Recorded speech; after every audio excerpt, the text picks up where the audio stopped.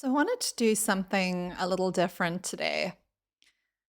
Um, I am very, like many other people, very fascinated by cults. And in particular, I just find the NXIVM cult to be extremely interesting for multiple reasons. I know I'm not alone. I know there are lots of people who are very fascinated by it. Um, and I think one of the most fascinating aspects of the NXIVM cult for me is the way in which the leader, Keith Raniere, managed to enthrall people and managed to slowly gain control over such large parts of their thinking and their behavior and their lives and their minds and their choices. It's just that is the most fascinating aspect to me about cults. And the way in which it takes people who are, often very sensitive, very empathetic, very intelligent, successful, creative people. Um, and it turns them into people who are so enthralled with this charismatic leader. That is something which is it's particularly striking about the NXIVM cult. And it's just something I find very interesting. And I've over the last few days, I've been engaged in just looking at various sources which show it reveals something of the thinking of people who were very enthralled to Keith Raniere. And I just wanted to look at perhaps some of those sources that I've been looking at, some of the sources that I've found. Um, Beginning with a video, which was a conversation between Keith Raniere and Allison Mack. Now, I don't know how many of you are aware of this, but there's actually a whole channel on YouTube called Conversations with Keith. And it's actually a series of videos. There's dozens of videos on this channel, which are conversations primarily between Keith and Allison Mack and Keith and Mark Elliott, who was the man who had Tourette's syndrome, who claimed to have been cured of Tourette's via Keith Raniere's methods, the ESP methods. And I find that to be a whole, interesting conversation in and of itself. But today I wanted to look at a conversation between Keith Raniere and Allison Mack, and I find their relationship to be particularly fascinating.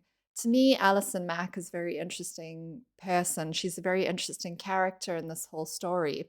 Obviously, she's not a character. She's a person who's been very profoundly affected by these experiences and who has perhaps arguably had much of her life ruined by her relationship with Keith Raniere. So I'm not trying to reduce her to a character. I'm just saying that for me, as someone who is a student of human psychology, she is a very interesting person when we look at what it was that drew her to NXIVM and to Keith Raniere. And she clearly had a very magnetic pull to the NXIVM cult, to their teachings and the ideas and the thought of what it could turn her into and of what Keith Raniere could do for her as a person. And I find it very interesting to look at that because it can give us a lot of insight into various aspects of the human psyche that make us very vulnerable to evil people like Keith Raniere, people who mean us harm, people who can cause us harm, even if it's not intentionally. Now, I think in the case of Keith Raniere, he was a very evil person. And I imagine that if you have come across my video, you already know that, and you are probably already familiar with the ways in which he perpetrated a lot of evil against a lot of people. And so I don't intend to go into those various ways, the various ways in which he was evil. I don't intend to go into those in this video. I'm more interested, for the purposes of my discussion today, in looking at how he began to gain control of people's minds. And I think we can start to see some of those ways coming through quite subtly in his conversation with Allison. I just want to, um, for whatever it's worth, I'm not saying I'm an expert. I'm very far from an expert. I'm not any sort of professional when it comes to mental health. I'm not learned in the way of cults or anything. I'm just an amateur, someone who takes an amateur interest in them. But yet at the same time, there are various things that I see when I look at this conversation between Keith Raniere and Allison Mack that stand out to me and that I think are worth commenting on. And for whatever it's worth, I just want to add my voice to the conversation. So this video that we're going to look at, as I say, it's taken from the YouTube channel Conversations with Keith. And it's called The Authentic Human, which I think is a very, very interesting title for a video. It's, Keith and Allison are having a conversation about what it means to be authentic. And I think that this is interesting for a number of reasons. It's interesting in the sense of how Keith explains what an authentic human is, but also in terms of Allison's clear fascination with this topic. She's clearly a seeker. She's clearly someone who is looking for answers and feels that she herself doesn't have those answers. And she's looking to him for guidance as to what it means to be authentic. And I just think that this is very interesting. So let's go ahead and have a look. And I'm just going to be stopping I'm going to be stopping the video along the way. We'll watch the whole thing. And when I feel like there's something worth commenting on, I'll pause the video. We'll watch the whole thing. It's about 13 minutes long. So yeah, let's go ahead and have a listen. To do with authenticity, because then it seems more like the creativity comes from a place of just originality or like soulfulness, if you're looking at it in a positive light. Let's not forget, Allison Mack was a very accomplished actress in her own right. She had been an actress since she was a small child. She was pretty successful in terms of having quite a prominent role on that TV series Smallville, which I remember being incredibly popular at the time that I think I was in high school when it was very popular. If I'm not mistaken, it was an extremely popular TV series, certainly amongst my group of friends and in my peer group at the time. I never really fully got into it. It never really appealed to me all that much, but it was extremely popular, where I was and amongst people my age at the time that it was, on TV. So she clearly enjoyed a measure of success, and yet she still had something inside her that felt like it was seeking something. There was like an emptiness, a void that she was looking to Keith to fulfill. And I just think that's very interesting. And I think it's something that we all need to be aware of within ourselves. Anytime we are looking outside of ourselves to fill an emptiness that we have inside, and anytime we're looking to someone that we have propped up as an expert for answers and for, something to give our lives meaning, something to validate ourselves, I think we need to be extremely careful. That's something I've spoken about many times on my channel when it comes to dating coaches and gurus and people who have sort of garnered a large following for themselves of people who really believe that this person has the answers that they're looking for. And that always comes from a sense of pain, vulnerability, emptiness inside that person, I believe. And I think it's very interesting to be able to perceive that in Allison Mack. It's, someone who was such a successful and creative person, someone who had so much going for her, that she was looking to Keith. I find it very interesting to be able to break that down a little bit, analyze it. Authenticity and creativity are an interesting match. We don't like to think of ourselves as robots. And if you are coming off as robotic, most people say that's somehow inauthentic. There has to be an inauthenticity to that. I find that interesting that if someone comes off as robotic, Keith is saying that most people believe there's an inauthenticity to that. Well, it could be inauthenticity. It could be someone, trying to put on a mask, but it could also be a range of other emotions that could be at work there. People could be nervous. They could be insecure. They could be, just not good at public speaking. A lot of things could be at work, not necessarily inauthenticity. And I find it interesting that this is where I think as we watch the video, at least my impression is the way that Keith tries to characterize people and not allowing for the breadth of human experience and emotion and for all the various things that could be going on in a person. Human beings are actually very complex. And I find it interesting the way that Keith Raniere kind of tries to simplify human beings down and that he tries to reduce them. And I've noticed this is a sort of a common theme among a lot of harmful,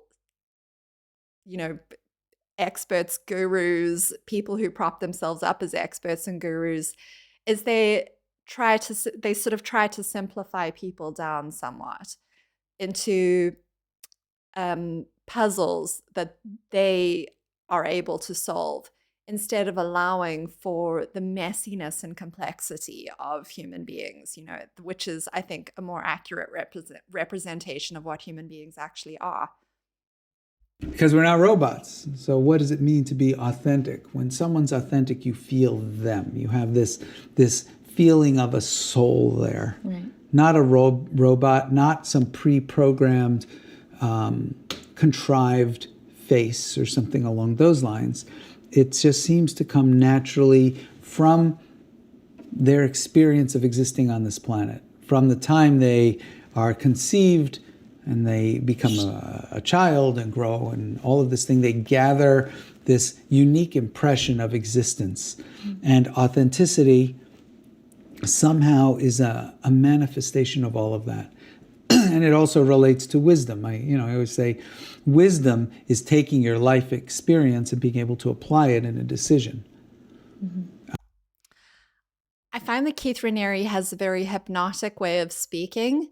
He's kind of cultivated, to me, what it seems like, he's cultivated this very kind of softly spoken, almost gentle, calm kind of tenor to his voice that becomes quite hypnotic as you listen to it. And this is, again, something I've noticed with a lot of people who are regarded as gurus. They cultivate a way of speaking that is somewhat hypnotic, that you can listen to for long periods of time. And the things that they're saying aren't necessarily very profound. It doesn't necessarily make a whole lot of sense. It just kind of washes over you, almost like a sound wave, just kind of bathing you in this feeling of being all sort of cozy and calm, and it's got this very hypnotic feel to it. And I bring this up because I've actually found some dating coaches tend to have this tone to their voice as well. I remember Adrienne Everhart, whose videos I used to listen to back when I was deeply involved in feminine energy dating. I would listen to her videos over and over again. Sometimes I would listen to the same video, multiple times, just have them playing on repeat, thinking that I was absorbing really useful information and really getting a lot of benefit out of just like listening to this person talk. And for me, Keith Raniere has a similar vibe to him. He's got that vibe of just wanting to be listened to. Like he's cultivated this tone to his voice where he just wants to have someone hanging on his every word. And you can see, if you look at Allison's body language, she's leaned right forward in her chair as far as she can go. She's right, pressed right up against the table. Her arms are sort of stretched right in front of her. Her eyes are just transfixed on him. You can see her attention is totally rapt. And she's totally absorbed in what he's saying. And I just think that's very interesting. And I think that's probably an effect that he has cultivated over a period of many years at this point. Let's not forget, he had his origins in multi-level marketing as a salesperson, and he would have been developing a lot of these ways of speaking in order to, sell his product, sell his business opportunity. It's manipulative, is what I'm trying to say. It's done for a purpose. And to me anyway, having examined a lot of people like this and sort of tried to see what it is that makes them appealing, or trying to kind of analyze what it is that they're saying and doing, for me, it's very obvious and clear what he's doing. And I wonder what you guys think. What impression do you have of the way that Keith talks? And do you also get the impression that he is trying to have an effect on the person that he's talking to? That he's trying to kind of almost hypnotize them, almost kind of reel them in, kind of draw them in with the way that he's speaking? I think it's interesting. It's a global way of acting, as opposed to a narrow way where, I feel like doing this. I'm not thinking of anything that ever happened to me. No lessons have ever been learned, and I'm just going to go and do this thing. Likewise, authenticity has no additional layers of artifice, no trying to be something that you think you should be. It's just a pure state of being. Notice that nothing he's saying is profound in any way. He's giving definitions of authenticity that you might find in a dictionary, or that you might find someone who has a very basic understanding of what authenticity is. It's the same sort of thing that kind of person might say. Nothing he's saying is particularly groundbreaking. It's just the way that he's delivering the words. You can see that Allison feels like she should be getting a great deal of benefit out of them, but it's really not very deep or profound. It's not very complex, the things that he's saying. If you listen to it, you'll see it's honestly quite a lot of word salad, but he's delivering it in such a way that if someone is susceptible to him, if someone is vulnerable to him, they would be trying to concentrate very hard to try and kind of glean the meaning that they feel they should get from what he's saying. So one would say authenticity is being as you are and expressing as you are, at least to some degree. And as you are is, of course, the sum of your whole past. So when someone's being authentic, you get the feeling that not only that there's a person there in the moment, but somehow you reach into their very essence and you meet a unique individual. See, none of this is profound, because I don't actually think that anyone really needs it explained to them what it means to be authentic. I think most of us feel it. Most of us are aware of, when we're putting on a mask, or, if something feels authentic or inauthentic. Or at least we know what that concept actually means. We don't need Keith to explain it to us. And yet here he is. He's propping himself up as a guru in front of Allison and explaining the concept of authenticity to her. And she's concentrating and listening as though she's listening to a very profound spiritual teacher. And I just think it's dangerous to put yourself in a position where there is this power imbalance, where there is this dynamic between you and another person, and you are positioning them as knowing so much more than you. I don't know why that makes me want to cry. It's beautiful. Well, sorry. But what has he really said that is so beautiful? This is why I say I think Allison is in a vulnerable position. She feels that there's something missing in herself. She is looking to Keith to give her answers that she feels she doesn't have. She's clearly, the concept of authenticity is very important to her. It's something that she yearns for. And what has Keith really said that's very moving? To me, he's just explained what authenticity is in a number of ways that could be described as very basic, honestly. There's nothing particularly moving or profound in what he said, and yet she feels emotional. And that should be a bit of a red flag. Why is she getting emotional when he's talking like this? This, to me, this, if I were her, this would signal a little bit of danger to me. This would tell me, oh, why am I getting emotional in this moment? Why am I feeling like I want to cry? This perhaps indicates to me that I am vulnerable, that I am perhaps mentally or emotionally not in a great place. And, is this really the right time and place for me to be opening myself up to a spiritual teacher? Am I safe here? Is this appropriate? We're videoing this and I'm getting emotional based on a fairly mundane description of authenticity. To me, I'm already starting to get concerned about her. I think these are all things that we strive for. We strive as individuals, we strive to break through a type of existential isolation.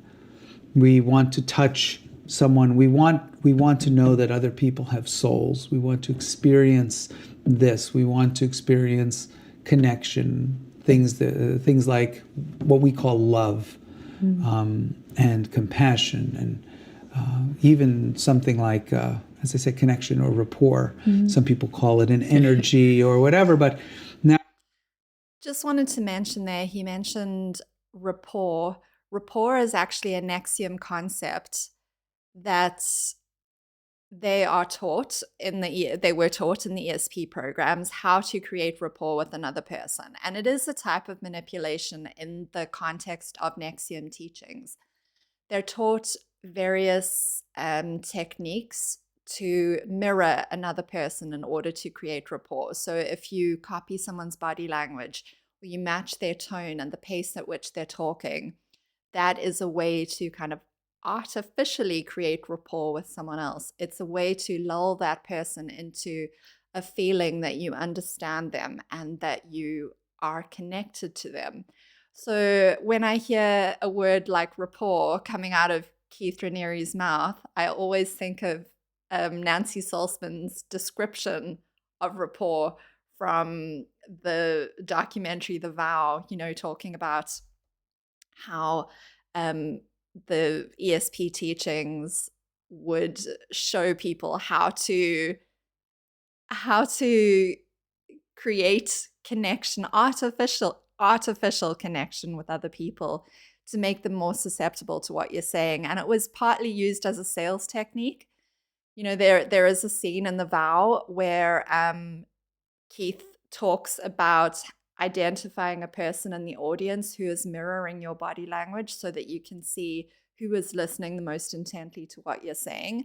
I just think that's very interesting, the whole concept of rapport. Obviously, rapport is a beautiful thing when it happens naturally between two people, when there's genuine connection. But when it is manipulated by people who are trying to either sell you something or gain control over your thinking or behavior, or trying to indoctrinate you in some way, trying to persuade you to buy into their principles and philosophies, that's when I think the concept of rapport, can be used as a weapon against people. So it's just something to be careful of. Now, we're not talking to a machine. Right. We're talking to another human. And even if that human is a machine, somehow we imbue it with we even ask the question, is this thing alive? Is this thing thinking? Yeah. What does he mean, even if that human is a machine? To me, this is, as I listened to this video the first time, it became clear to me that there really isn't a great deal of profundity or depth to a lot of what Keith Raniere is actually saying, because he refers to a human being sort of machine-like in this part of the video, And earlier on in the video, he was saying that authenticity is where we feel as if the person isn't robotic. And so I think he's kind of mixing his metaphors here. And to me, as the video progresses, I think you can see more and more how nonsensical it is, a lot of what he's saying. And yet Allison is either not questioning what he's saying, or too afraid to question what he's saying, and not probing it to see, well, actually, is there any value in any of this content? Okay. So why is she still emotional? What is emotional about this for her? I just, yeah, again, I just think this is, it's a very good indication of how vulnerable people in Keith Raniere's inner circle, people within his orbit, how vulnerable they were, that he could reduce them to this sort of level of emotion, or that they were in this sort of state of emotion when they were around him. Can you imagine how much easier it is to manipulate and control someone when they are this emotional, when they are this emotionally raw? But why do you think that's so emotional for me? Yes. I don't know. I think because it seems like it's something that I feel like I want it. Authenticity, and I think. What do you want about authenticity? I think that there's a relaxed kind of exchange that happens between people when there's no pretense. And it seems like, to me, those are like the most moving, most meaningful, most important moments in life. Not disagreeing with you, but why? Yeah, it's funny. I mean, it feels like, in a silly way, it's like that's where love is. Like, that's where, like, I guess it's the existential thing. Like, it feels like two souls can, like, come together without any sort of barrier or boundary. And somehow there's completion, or not aloneness, or transcendence in some way that feels like it's the root of my motivation in a lot of all the things that I do in life. And I guess that's probably part of the reason why I have such an obsession with, like, art and creativity and things like that, because it feels like the sole purpose of those things is to generate that kind of an experience for people. So for me, it's like the most important thing for an artist to understand how to do is tap into authenticity and then share with the world that experience, so that other people can feel that too.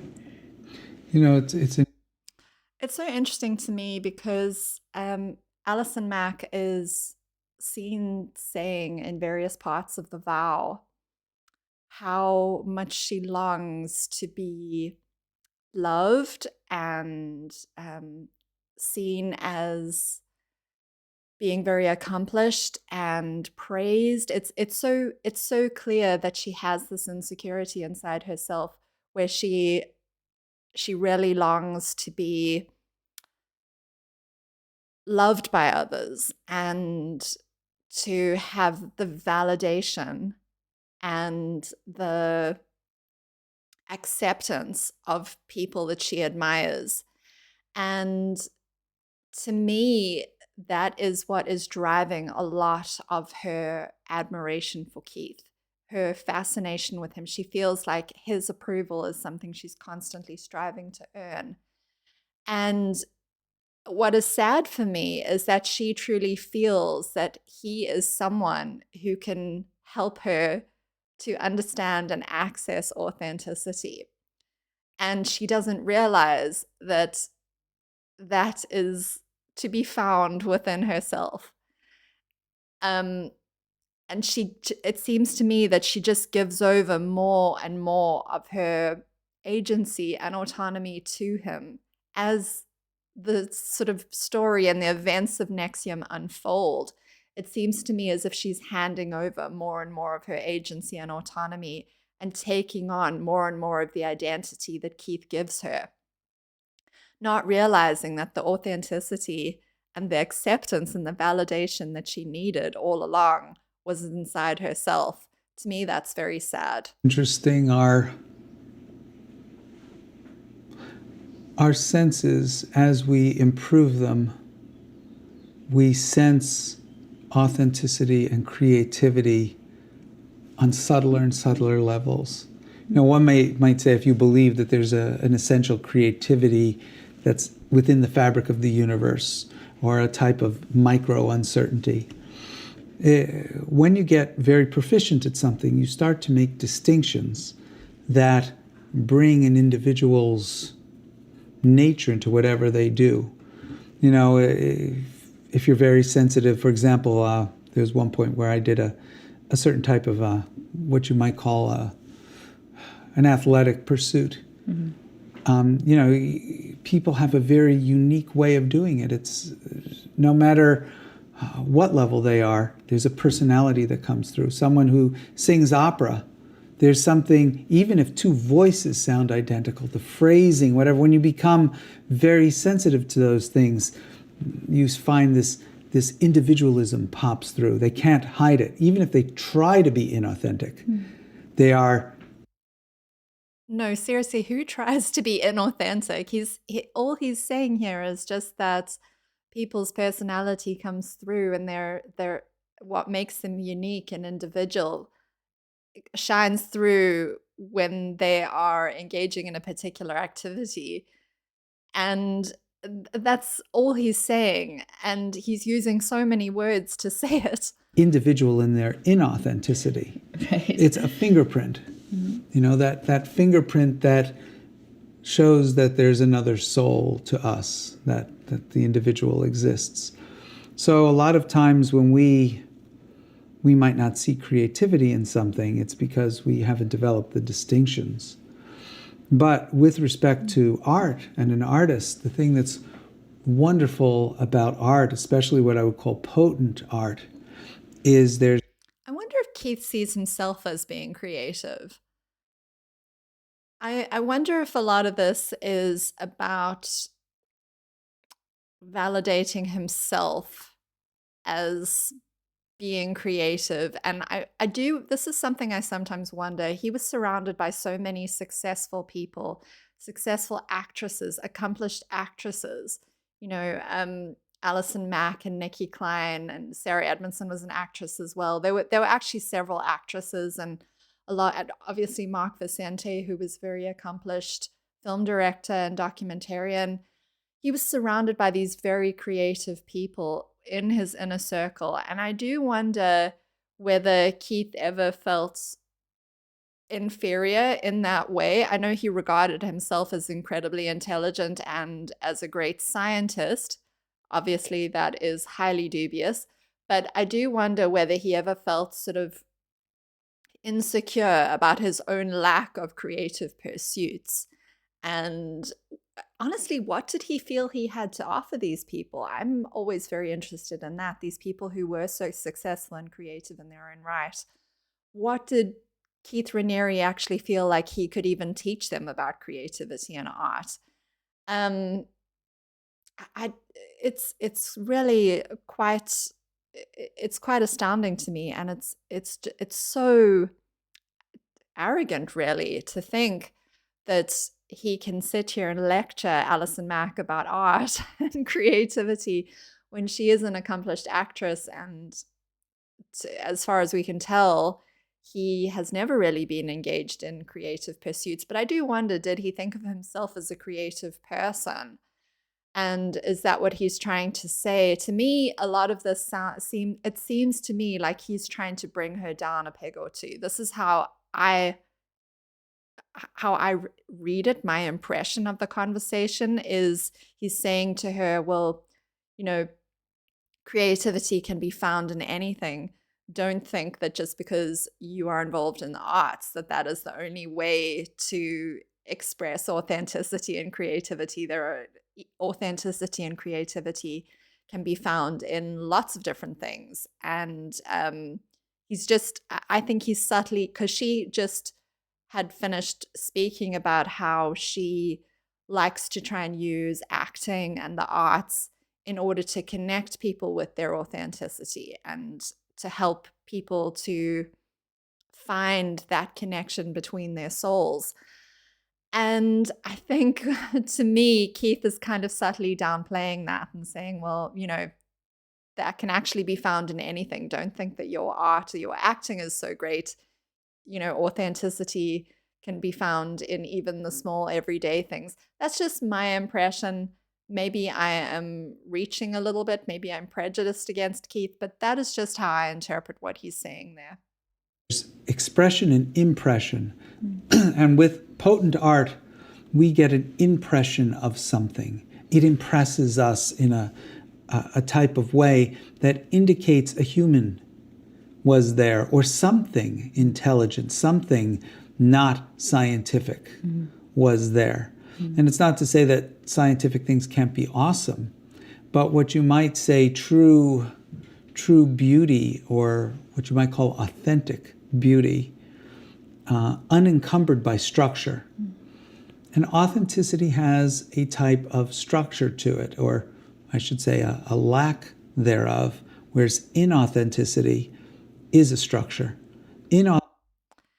Authenticity has a kind of structure to it, or a lack of structure, whereas inauthenticity has structure. I am convinced that he knows that it doesn't matter what he says.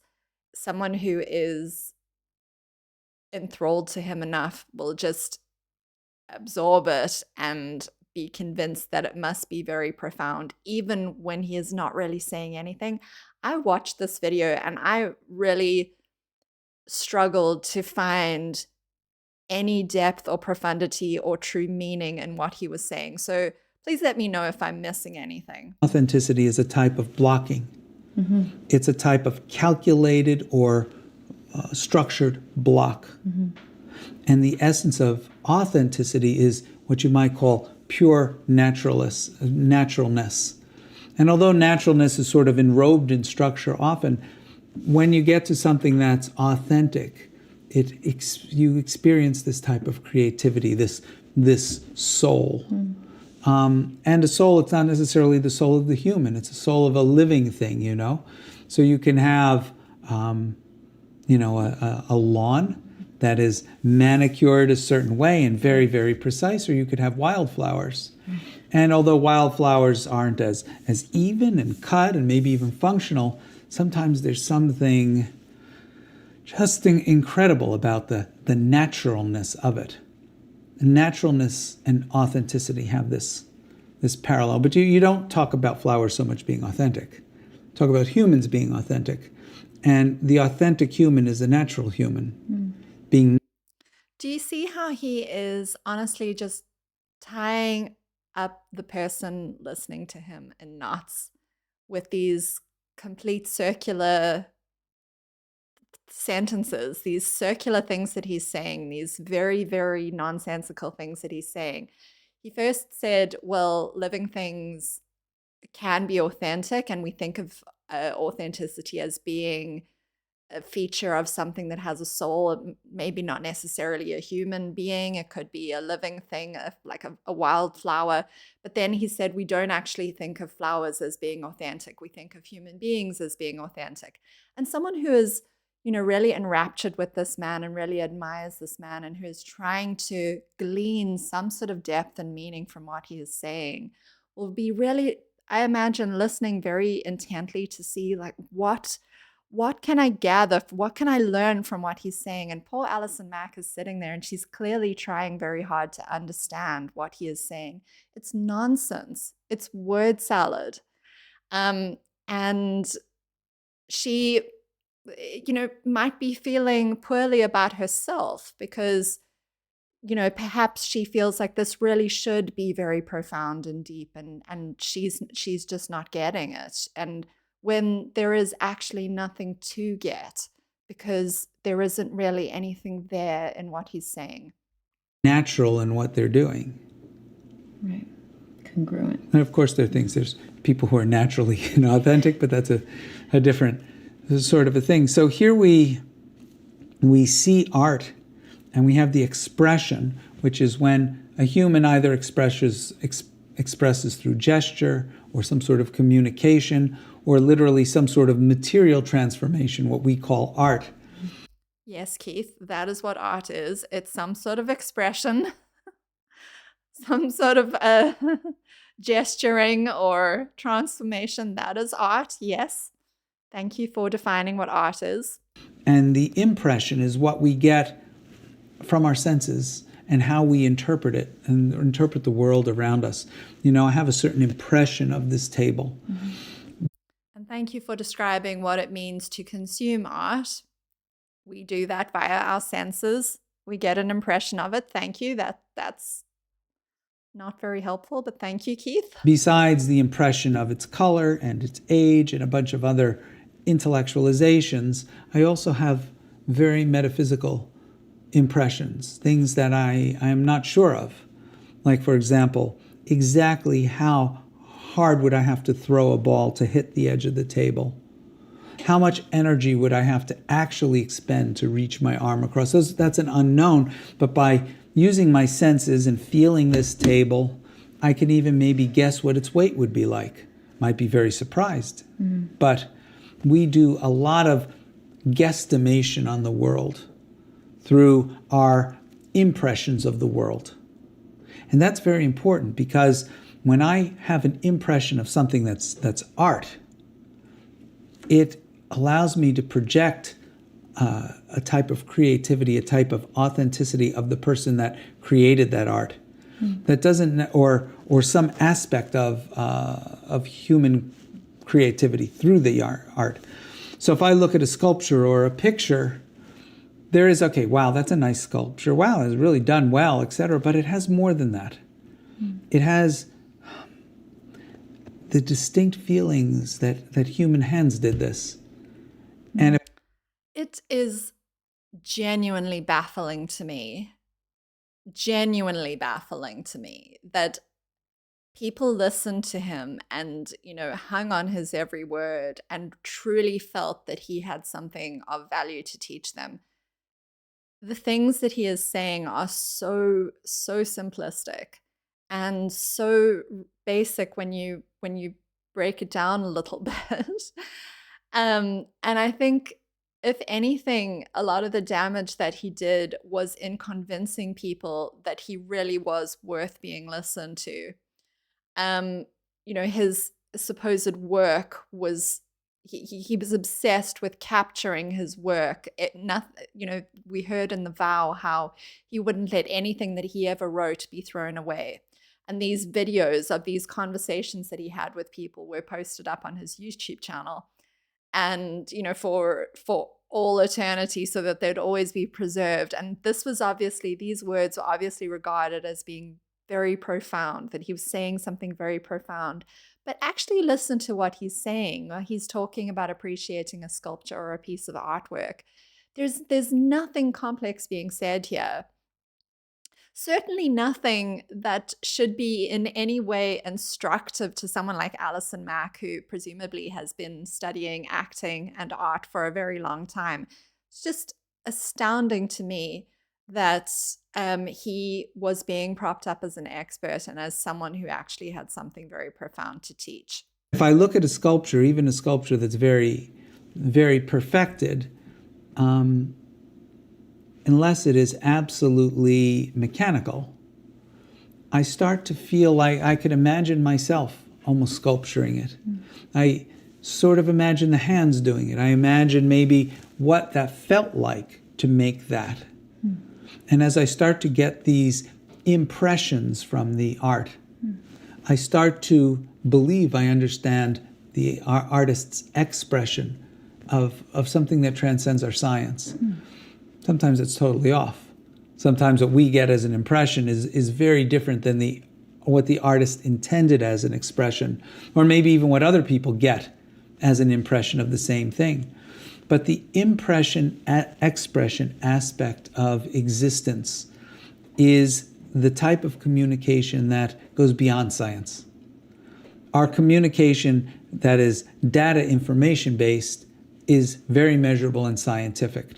But when we start to use expression and impression, we summon to our aid all of the different things that we can use to try to get across a message very deeply to you.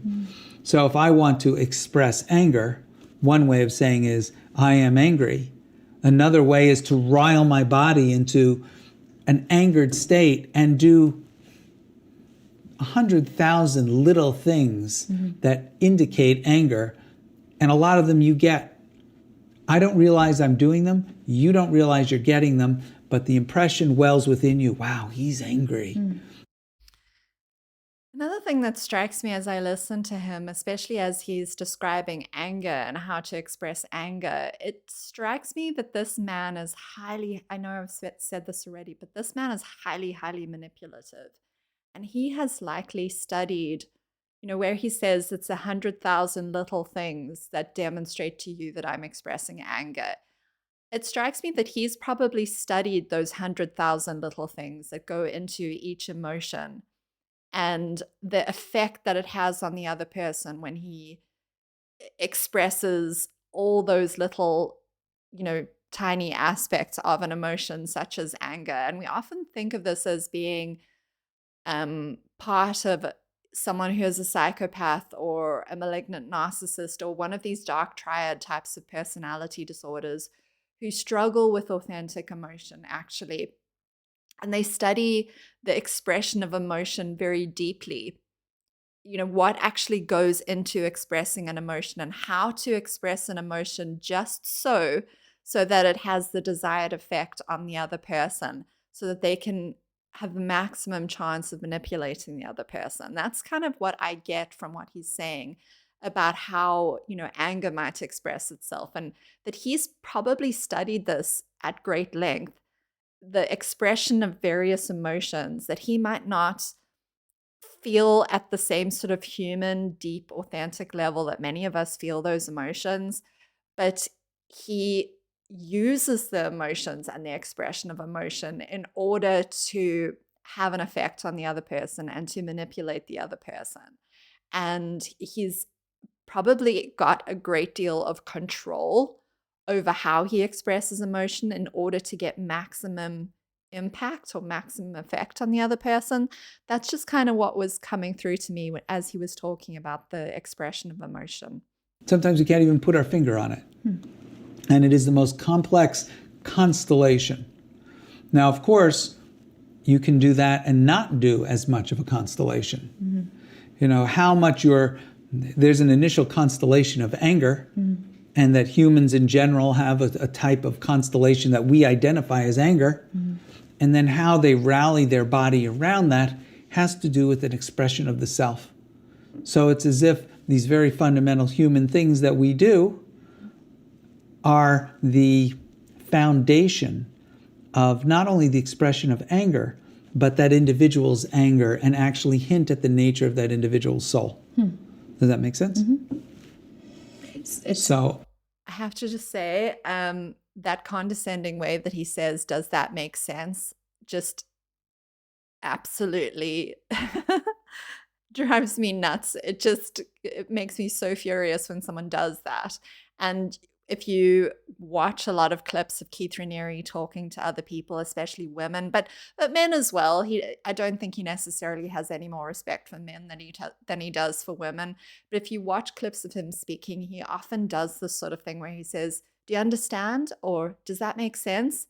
It's so patronizing and condescending. It's so clearly holding himself up as someone who has superior knowledge and understanding that he is bestowing on this person, and trying to explain to their sort of lowly, kind of their sort of lowly ways of thinking. He's trying to enlighten them and teach them and kind of help them. They're so that their thinking is so inferior to his that he's sort of having to check. And does that make sense?